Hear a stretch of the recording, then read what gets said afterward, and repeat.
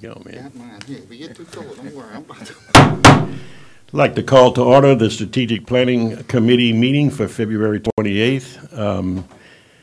Roll call, Madam Secretary. Let the record show that all members of this committee are present this evening. Item number 2 is our invocation and pledge of allegiance. To the invocation to be led tonight by Councilman Oliver Joseph. If everyone would please rise and remain standing for the pledge. Bow head. Dear Lord, bless this great parish, bless this great state. Oh Lord, bless this great country. Also, protect the own servicemen that give us the fight for the right for us to speak, have freedom of speech. And dear Lord, once again, give us the power and strength to make the right decision for this parish. Amen. Amen. Amen. Pledge allegiance to the flag of the United States of America and to the republic for which it stands, one nation, under God, indivisible, with liberty and justice for all. Okay, item number 3 this evening is the public comment period. Anyone interested in speaking on any of the items on the agenda tonight? There are 4, but by way of Chairman's housekeeping, item number 8 will not be considered tonight. So we have actually 3 items, 5, 6, and 7. Anyone want to speaking on those? Please fill out one of the red or green cards and bring it up here, and you'll be given 3 minutes when we get to that item. Item number 4 then, gentlemen and lady, is the approval of the February 8th, 2018 Strategic Planning Committee minutes. So moved. I have a motion to approve by Councilman Joseph, a second by Councilwoman Cazzo. Any discussion? Any objection? Hearing none, those minutes are approved. Item number 5 is a discussion, pardon me. Thank you, Catherine. Okay, is it a prospective employee's residence requirement by Councilman Oliver Joseph? I'm going to give Councilman Joseph a brief chance, since he is sponsoring this discussion tonight, to tell us what he has in mind, and then we'll open it up for public comment. Yeah, thank you, Now. This has been, a couple of councilmen have brought this up to me, or just mentioned it to me, and some of the citizens have brought this up too, that I wanted to put it on the agenda for this discussion on behalf of resident employment of a parish. Currently, I talked to our attorney, and he said this to have this done, anything that if we approve this or look into it, any employee that is at the parish currently right now is basic grandfather in, it would be future use and for the resident.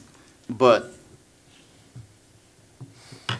in this process right here, we do not have a law on the books for this resident employment, and most of the time it's only for emergency job, policemen or firemen, to have someone live in the parish because of emergency response time.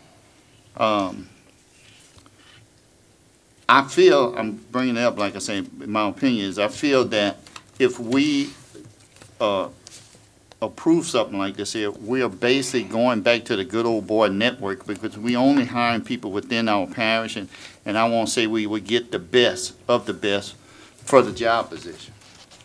So I brought it up for discussion just to have, once again, for some opinion, and then if we move forward with it, we move forward with it. But like I say, legal say basically we would be discriminating if we would do something like this. Okay, thank you, Mr. Joseph. And before we have the discussion with the committee members, I do have one public speaker tonight, and that is Catherine Guppold.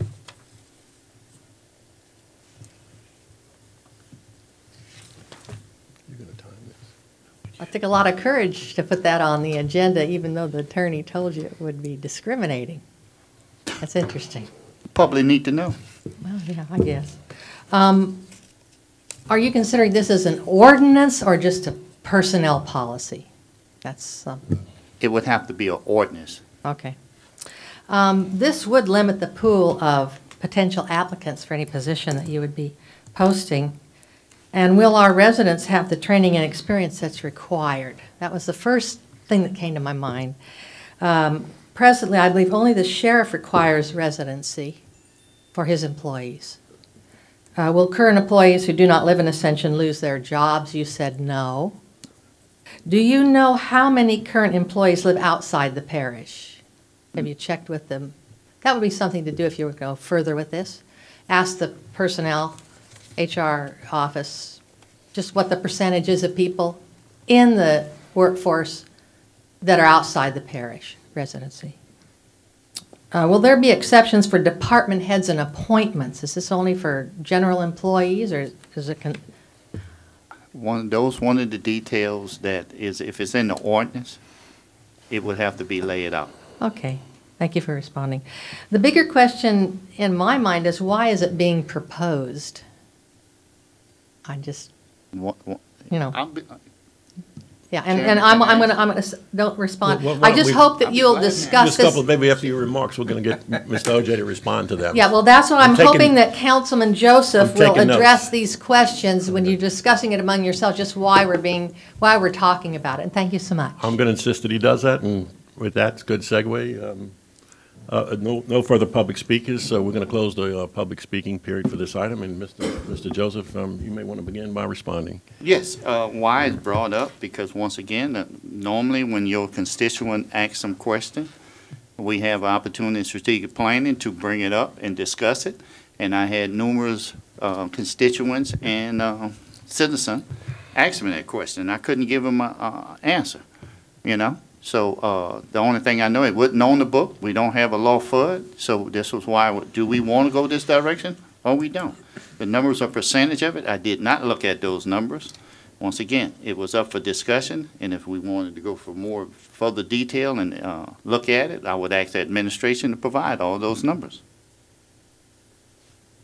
Okay, we'll begin, Bill, this time with you. Okay.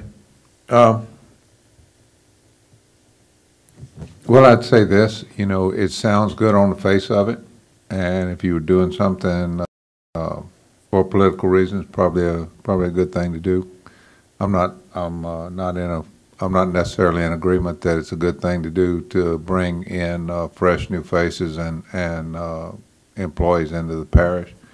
My first reaction to it is that we should try to bring people that want to live in the parish. They should come here voluntarily, and we should try to recruit the best employees we can, whether they live on the north side or south side of Bayou Manchac, or whichever boundary there is. Thank you, Mr. Dawson. Councilman Lawler?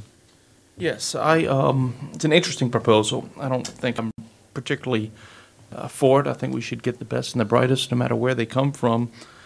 But, if we're going to move forward with something like this, we've got a lot of traffic problems on the east side of the river. We could look into requiring all new employees to live in Dawsonville, which would help improve the amount of people living there. We could build new subdivisions. Well, Oliver and I'd be for that. I'll make motion on that. No, I'm not for this. I wouldn't want to require they have to live in any particular neighborhood, city, or parish. I just want the best and the brightest for Ascension Parish. And Ms. Cazzo? I share everyone's concerns. I think we need to hire and employ the very best qualified people. Where they live is not relevant to me. And I don't think it should be relevant to the parish, and I'm not sure even that it would pass constitutional muster. Thank you, Terry. From the chair's perspective, and I'll try to be brief, I first want to say I respect Councilman Joseph's wish for a healthy discussion here tonight, which I think we're having. I try to do this each and every time on hot topics that I sponsor. And it's, whether or not they fail or pass out of this committee, I think it's, as he pointed out, very important that we, what's a good word? I don't like placate, that we respect our constituents and at least hear them. We're going to hear another one just coming up in a minute with fireworks. But I concur with all the committee members tonight. I'm a best and brightest fan myself. I also would have concerns, as Ms. Cazzo said, about constitutionality, things like equal opportunity employment. If we can't discriminate against race, color, creed, national origin, sexual preference these days and so forth, not so sure that it would be wise to start saying that you have to live here in order to have a job here in Ascension Parish. And I'll just briefly say, can't resist, retired college professor here. I did a little homework. I have an article here from the New York Times that was recently authored, and it's entitled Challenging Residency as Job Requirements at Local Municipalities and in Counties Across Our Country. This one happens to deal with the city of Clifton, and here the NAACP is actually successful in a lawsuit against the city that had requirements that you live there in order to get a job, and they concluded that it was racially discriminatory, and it was upheld. Have another one here by Melissa Maynard, dated 2013, by the Pew Charitable Trust Group. Should public workers have to live where they work? This was sort of a contest between the Democrat versus Republican mayor, governor, Mr. Barrett and Mr. Scott Walker, respectively. Mr. Walker particularly pointed out that, and he had put a provision in his budget proposal that would prevent Wisconsin cities and school districts from imposing resident requirements on employees, arguing that it was an issue of personal freedom and individual choice, and that the resident requirement for Milwaukee teachers would dissuade talented applicants from applying. I think that was probably mentioned by both Councilwoman Cazzo and Ms. Guppold. You are going to reduce the pool when you do these types of things, if you do them at all, at least a pool of applicants. And I won't comment about any of the specifics, but it's a real dated piece, but it's replete with a ton of legal cases across America, published in the Urban Law Annual or the Journal of Urban Contemporary Law, 1974, Constitutional Law and City Employment Resident Requirements. And there's been a lot of challenges, and I did talk to legal a little bit about this when the request was made to put it in the agenda, and we agreed let's have a discussion about it, but and see where it goes and see if there's a whole lot of public members that would want to come and defend it or not, and I see there isn't. We've had one speaker against. So with that, Doc will go silent and ask what is the pleasure of this commission. Well, actually, there's no pleasure. This is just for discussion, but do we want to bring this back, or do we want to dispense with it as an idea here? What say you, gentlemen and lady?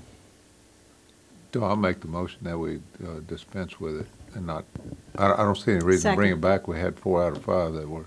Okay, sounds like everybody's happy with that, but it's been moved by Councilman Dawson, second by Ms. Casso, that we don't bring this back for further discussion or action. Any discussion of that, of the motion? Any objection? Hearing none, that motion carries. And thank everyone for participating. Item number 6 is discussion of fireworks in Ascension Parish. Again, we'll do like last time because we have a public speaker. We will let the sponsor of this item on our agenda tonight, Councilwoman Terry Casso, begin our discussion, and then we'll hold public comment. Terry? Yeah. A few weeks ago, a member of my community reached out to me, Mr. McConnell, Michael McConnell. I think Michael's here. In fact, I know he is this evening. And he was concerned. And I do believe that like myself, he's not concerned that fireworks are for sale in Ascension Parish. That is not a problem. Problem is that we have very, very loose regulation around them, from what I am aware. There's no time limit on the popping of them. There's nothing with which to constrain use that becomes really detrimental to the community. And I agree with Michael as well that in North Ascension Parish, we are an urban area today. We are not the country that we used to be when all the fireworks stands came up on Highway 73 because they outlawed them in Baton Rouge. Everybody moved down to the first exit in Ascension Parish and began to sell fireworks from there to folks in Baton Rouge and folks in Ascension Parish.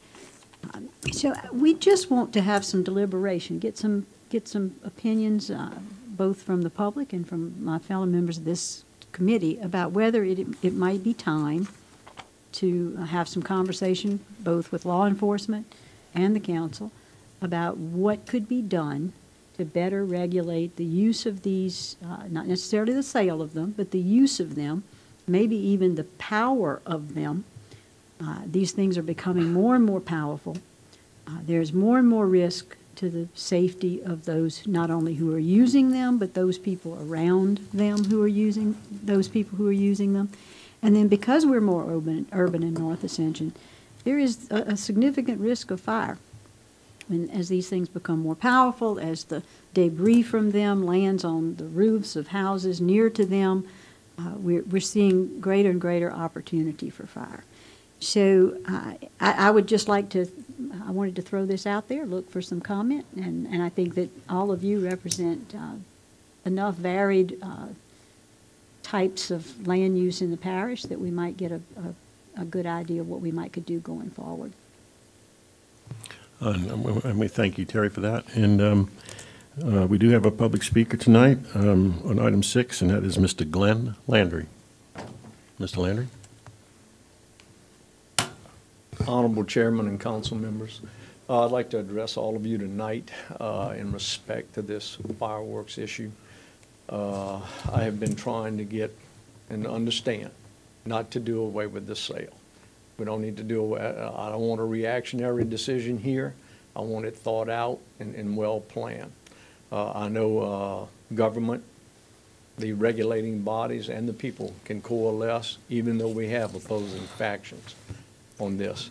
The benefit here is that we want to keep the parish, you know, where they need to be. I don't know what taxes you derive from that, but what I have seen in the subdivision we live in, I have seen one of these cannons fall after the first shot, almost hit the mother and 2 children, spun around, hit the neighbor's house, spun around again, hit the neighbor on the other side of the street, and the last shot went down the neighbor's driveway that was next to the house where they were shooting the fireworks.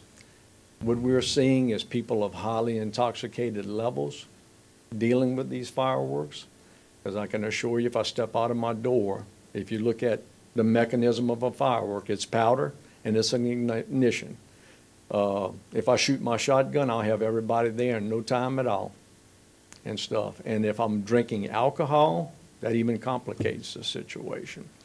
If you review and look at some of the ordinances in other cities where they've come to the point, they're putting an age restriction on it, 18 years and above on there. Someone has to be responsible. I had one elderly lady, she has to pay to have the rockets cleaned off of her residence. The other lady one night, the rocket stuck into the shingle, got underneath the flap and continued to burn where it began to smolder. The crew shooting it were all intoxicated. They started a high five session congratulating each other. And since then, the elderly lady that had to keep cleaning her roof, she's moved out of Ascension Parish. She's went into East Baton Rouge. And the other lady had to move behind her daughter's residence to get away from it. I don't have an answer. I'd just like to, you know, either some review, yea or nay, on this, but it is becoming a safety issue. These houses are very close to one another. I think like Councilman Casso said, some of these ordinances that I've seen, 200 feet. You know, these high detonation devices, plus the trash that they leave on the city streets. No one's cleaning up. So I appreciate you listening to it. Thank you. All right. Mr. Landry, yes, if you might stay at the mic, I'm sure there's going to be some questions for you. At least I have one too. I think that's the last speaker, so we'll close the public comment period there. And last time we went from Bill this way, we'll go Terry from you if you want a second turn. If not, we'll start with Mr. Lawler. No, I'll be happy to. Mr. Lawler. First of all, Mr. Landry, thank you for coming. I mean, this is something that we've talked about before. You know, I've got some ideas on this, and I'll just kind of run them by everybody as an opening thought. I like you, I'm not looking to ban fireworks. No. I'd like to see some reasonable limits on it. One of the issues that we have is enforcement. So that's what we're going to have to work with our sheriff's office on this. But I think there are ways around that. I think that we can work with them on it. My idea is we have to limit the dates that they can be fired. And this comes from, I've got children that are born December 26th, January 1st, and January 13th. Needless to say, when they were infants, having fireworks going off all the time when they're 1, 2, 3 years old would drive you insane. So what I'd like to see is maybe we could look at, you know, December 30th through January 1st, fireworks are okay. January July 3rd to July 5th, fireworks are okay. And we cap it at, in New Year's, obviously, it's midnight. They're going to be shooting fireworks.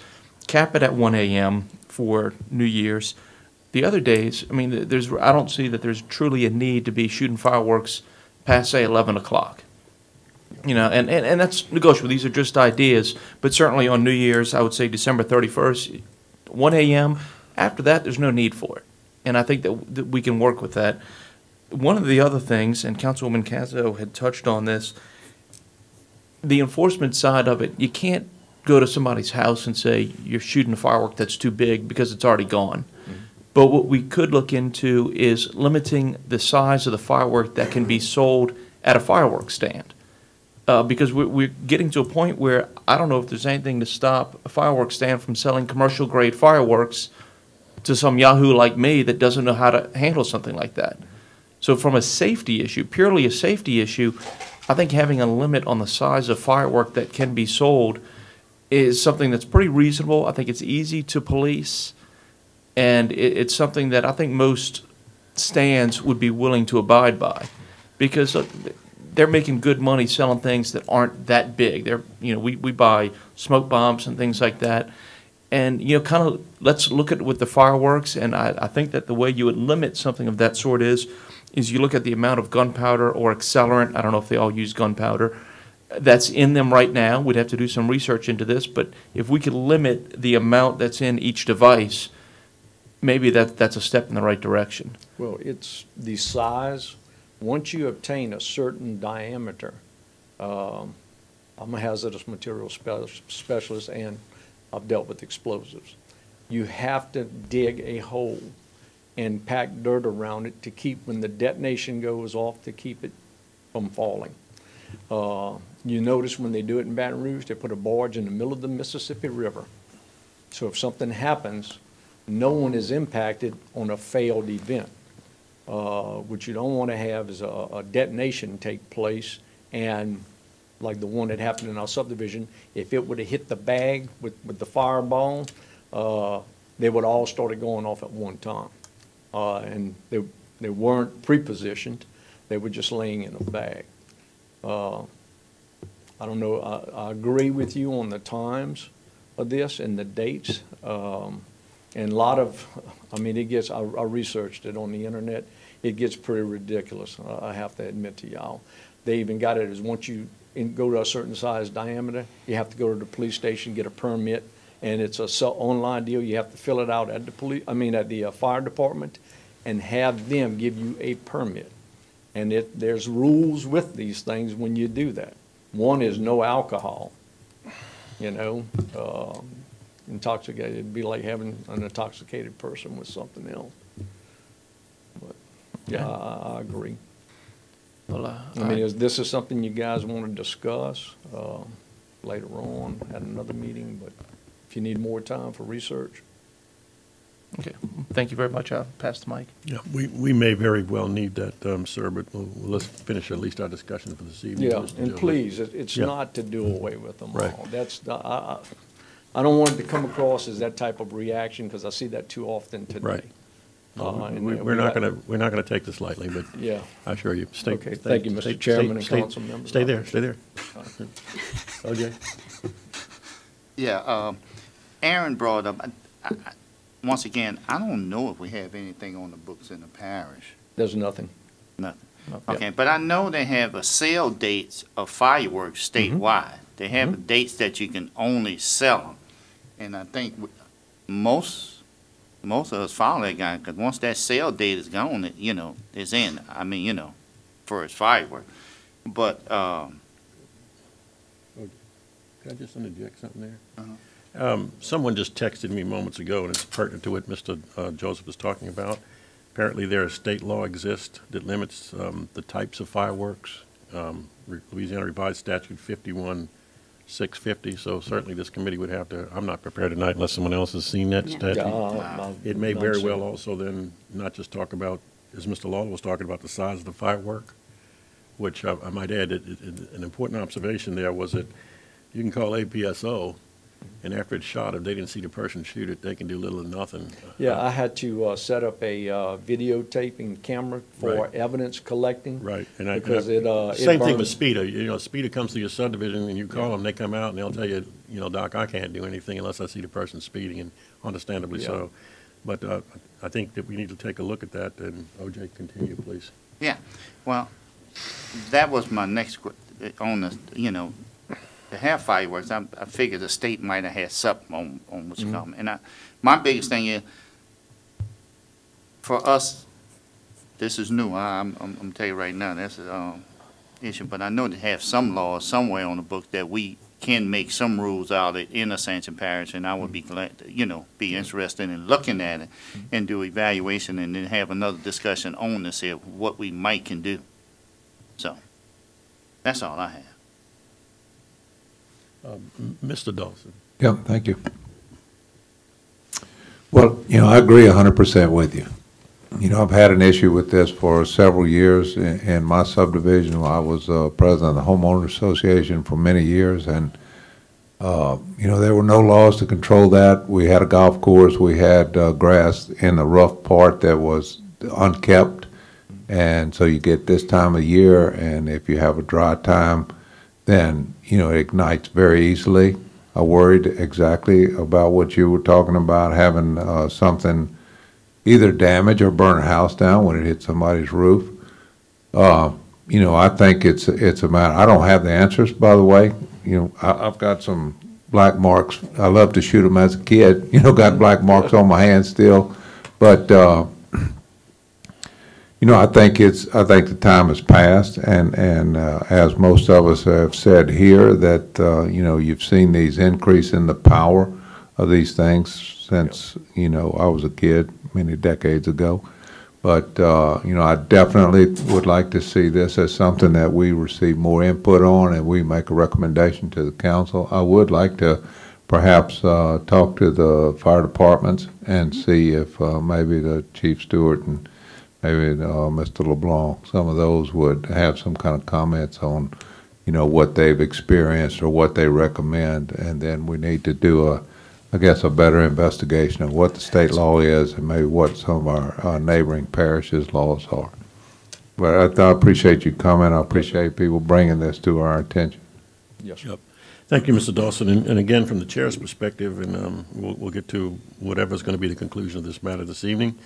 I concur with Ms. Casso about, and yourself, sir, and thank you for coming and alerting us to this as a problem. Not that we didn't already know, but inaction is no excuse for any types of problems we have. The more powerful fireworks are a particular concern to me.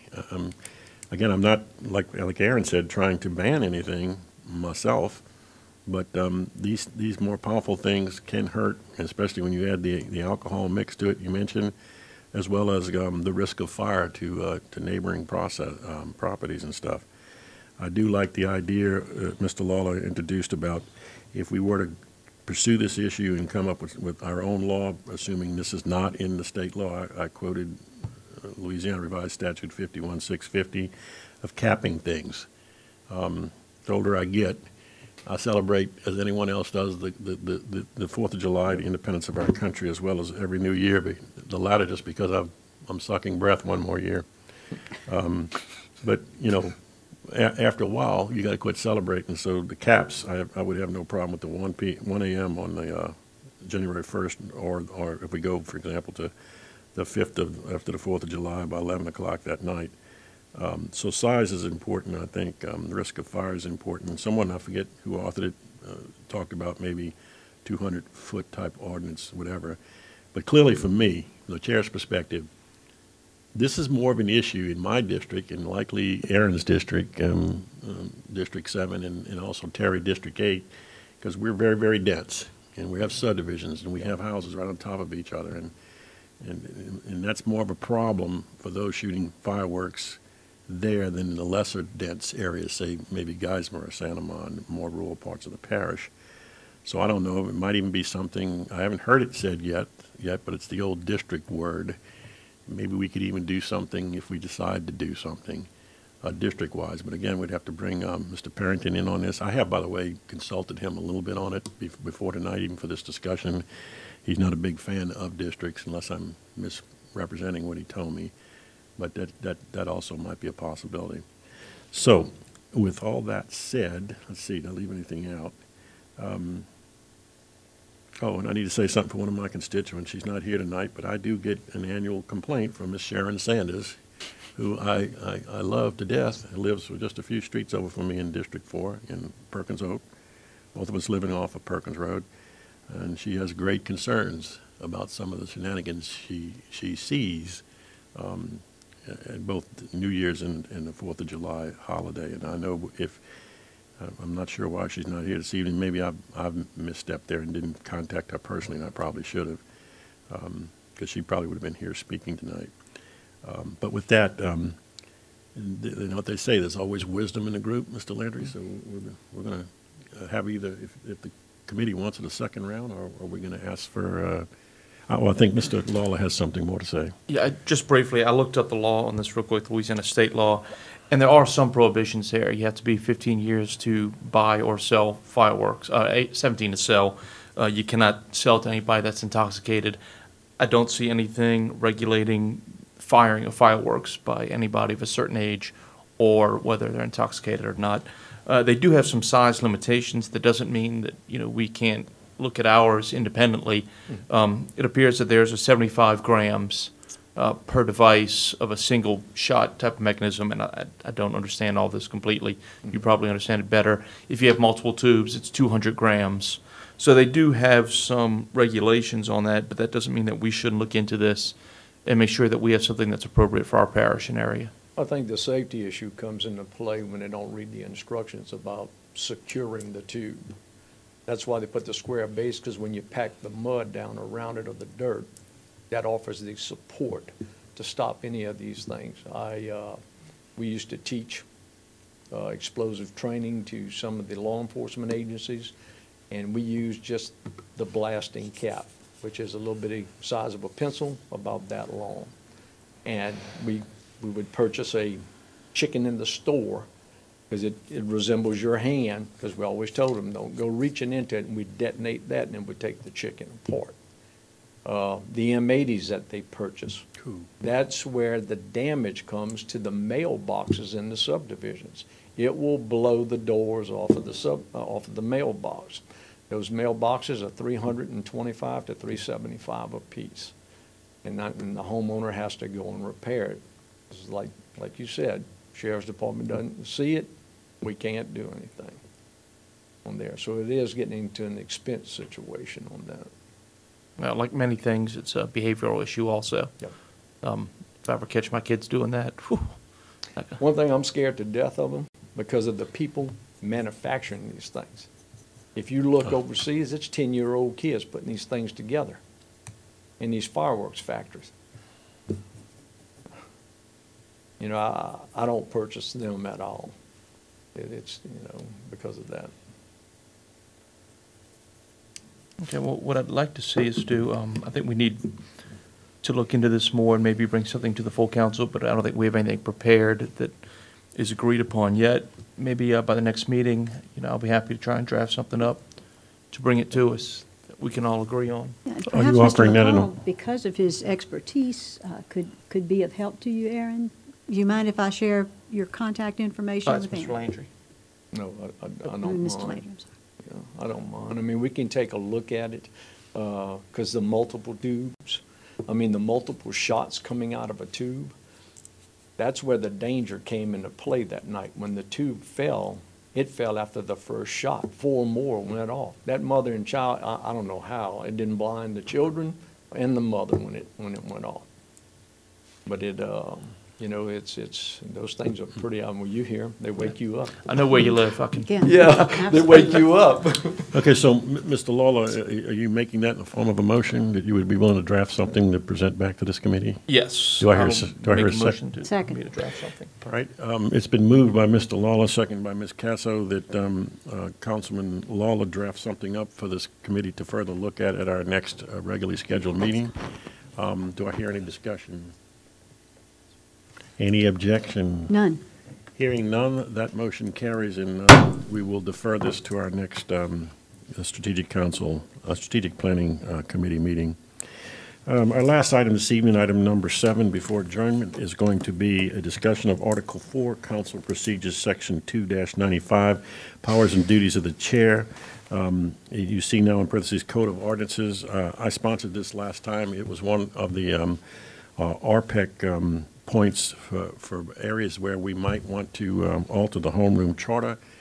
Councilman Dawson last time said that we probably ought to take a look instead of dealing there. That law seemed to be, I think we all agreed, pretty adequate, maybe at the codes themselves. And so I moved my attention to that. And in your packet, gentlemen and lady, is the Section 2 that Mr. Dawson spoke about under Council Procedures, Article 6, Powers and Duties of the Chair. Listed there are 8 duties underneath Subpart A that the chair has. And so if we want to do something there, in my opinion, it would probably have to occur early on in that list, perhaps at number 3, maybe the insertion of the simple language, the chair shall discuss, motion, and vote at all times on all items, or if that's too strong, a modification of that he may, whatever. I know Mr. Dawson feels like he doesn't mind and has discussing and or voting. We talked about different chairs' viewpoints. I know Ms. Casso does that. I do it routinely, but maybe Bill's not as comfortable with motioning, and so maybe shall would be too strong, and we could go, the chair may, leave it totally to the discretion, whatever. But it's in your packet, and I did that by way of introduction like the other 2 items because I was sponsoring that. But it did come from the RPEC, and so I see we have, good segue, one public speaker tonight, the president of that organization, Ms. Catherine Guppold. Catherine, if you'd come forward and address the committee.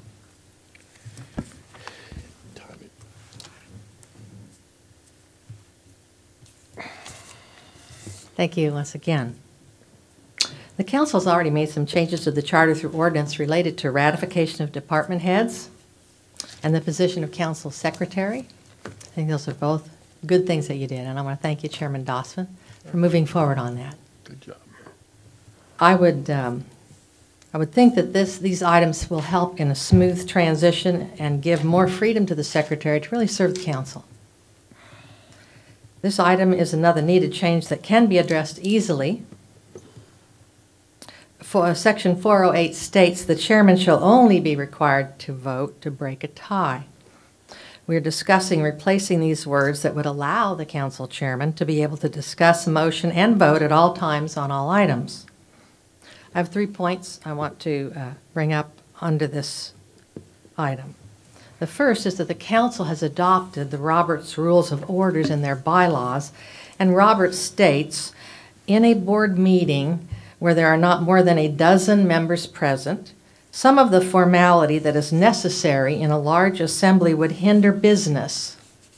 The rules governing such meetings are different from the rules that hold in other assemblies in the following respects.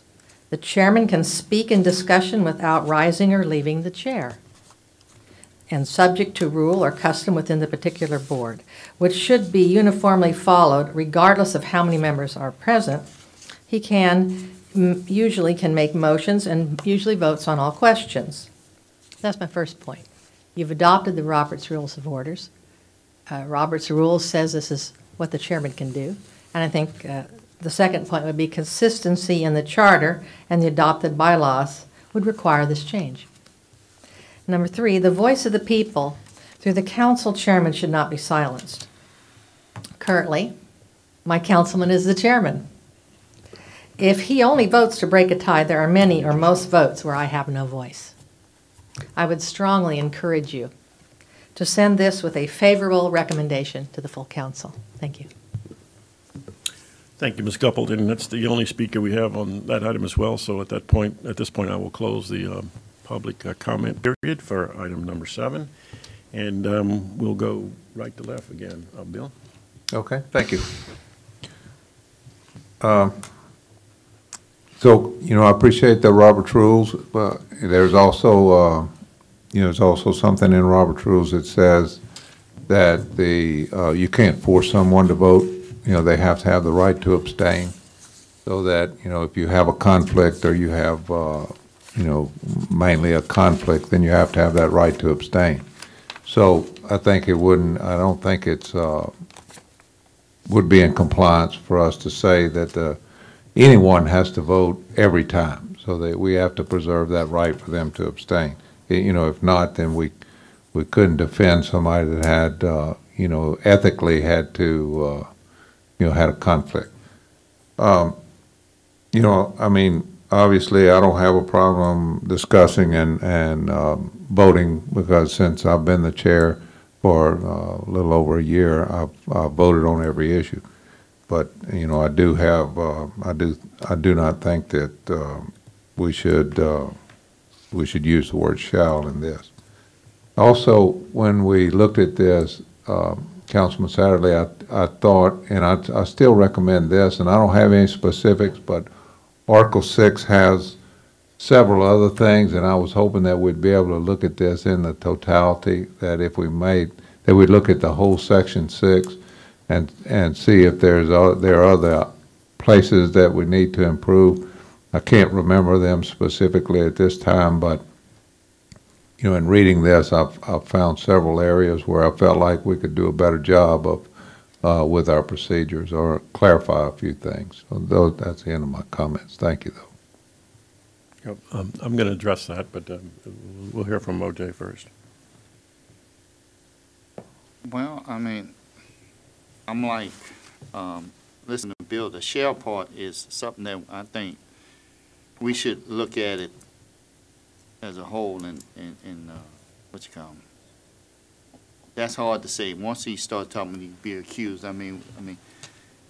Most of the time somebody can't vote on it for a certain reason, and I just don't think we should take that right away from the chairman on that. After that comment he just made. At first I was looking at it, and you're right. Bill normally vote on everything, and but we done had a situation that we done had chairmanship not to vote on it. But I would be better agreeable to look at the whole Article 6 and then start discussing this thing here and see what we can work out. Thank you, Mr. Joseph. And before we hear from Mr. Lawler, as I said earlier, I'm not wedded to shall. The simple change of that word to may, the chair may discuss, empowers him to do it, whether, or she to do it, whether he or she wants to or not. Mr. Lawler. Yeah, I agree with what Councilman Satterley just said. The shall, we need not be wed to. I think we're already in a situation where the chairman is able to, or may, I should say, may discuss, vote, motion as he or she would please to. I don't see any purpose in enforcing it. There could be a situation where a disinterested chairman is necessary to ensure that an issue is properly brought before the council. And it's not always on the initial time, but maybe further down the road, to have somebody that is disinterested and hasn't voted on something before could be necessary. I'm not saying it is every time.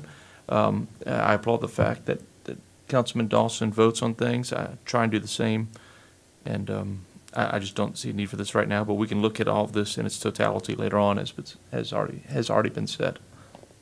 Ms. Casal. I agree with each of you that shall is far too strong in this situation because of the need on occasion for a chair or any member of the council to recuse on an item. So I would like you all agree that may is perhaps the best word, or should certainly be the best word. However, and I have no problem with doing this through this vehicle, through this committee, but I think this is also something, we have a charter committee that has been appointed. This is not charter, this is now a code. But we have. Yeah, we moved past the charter idea. Okay. This is a code, so this has nothing to do with the Homeroom Charter Committee. All right. So in that case, then, I thank you for your correction of me, Doc. I'm fine with changing this to may, and if there are things we need to look at in totality, I'd certainly want to do that as well. Thank you, ma'am. And so from the chair's perspective, I agree the word shall is too strong. All four of you have said the same, and that we could easily do may. And I want to support full council chairman, Bill Dawson's idea that rather than just even send this one thing tonight for, so I'm not even going to ask for a motion and vote, that we can look at, and I believe you were right about that, frankly, Bill, Article 6, and it's, using your words, totality. By the way, is that a word, sir? Totality? Yes, sir. I don't know, I use it. In total. Okay. You and President Bush, huh? Okay. I apologize for that. Strike that from the record, please. So we can look at Section 6 in quote-unquote totality, because as Bill said, we can, I did capture this, do a better job, I believe that's correct, on several items. So Mr. Lawler stepped up on a draft on the fireworks. I'm wondering, Bill, would you mind, or do you go I'll come through back that? with some proposed Well, because changes. I'm not sure, I wouldn't mind doing that. This is something that I agreed with the RPAC and why it's here. It's just one item about the chair motion and voting and discussing, but I'm not sure I understand all of the other ones that you may want. But I mean, if you write me and say, and take that whole section like this and, you know, our typical way with strike-throughs and want to have it in the agenda Yeah, that way, I'll do I would that. invite that, Okay, okay? We can probably dispense with this and get to see the LSU baseball game all on the same night. What channel? What is the, I think you have to have Cox It's a- tonight, isn't it? I think it's a streaming, Oh. SEC Yeah, it might be Plus. ESPN, kids whatever. live stream. I probably shouldn't be advertising for people here. So what is the pleasure? Do we need a motion on this, or just want the chair to state for the record that Councilman Dawson is going to help assist us in this process now on Article 6? Bring in it back to the totality? next meeting. Is that okay I'm with good with everyone? that. It's good with me. Okay, so by chair decision, with executive session, we'll bring this back next time with more than just the motion, voting, and discussion of items by the chair. Chair will entertain a motion to adjourn. So moved. Second. Been moved by Councilwoman Cazzo, second by Councilman Joseph, that we adjourn. We are adjourned.